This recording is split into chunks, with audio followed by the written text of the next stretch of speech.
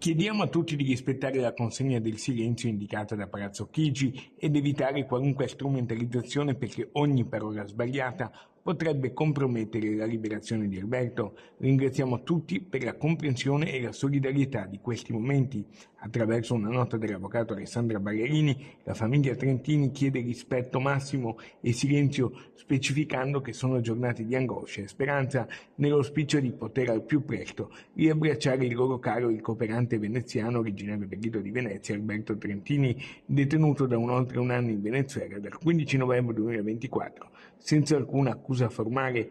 Intanto la mobilitazione di piazza continua spontanea, dai centri sociali ai coordinamenti studenteschi, dal laboratorio Pandora al Partito Democratico. Giovedì alle ore 18 in via Palazzo Amestre la mobilitazione chiederà la democrazia e un intervento urgente per riportare a casa il cooperante del Lido, imprigionato a Caracas. Il coordinatore nazionale di Articolo 21 Giuseppe Giulietti, giornalista veneziano, è sempre al fianco della famiglia anche in questi momenti. Maduro, un dittatore intollerabile e insopportabile, è stato bloccato. Ma adesso a noi interessa la sorte dei detenuti, migliaia di detenuti, e tra questi non dimentichiamolo mai Alberto Trentini, il cooperante veneziano da mesi e mesi fermo nel carcere.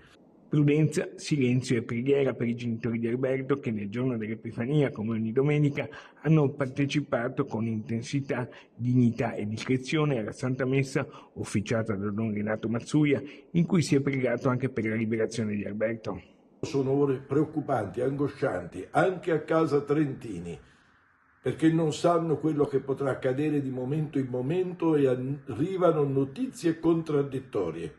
Noi possiamo fare una sola cosa: continuare a chiedere la liberazione di Alberto e abbracciare fortissimamente, proprio in questo momento, mamma Armanda e papà Ezio.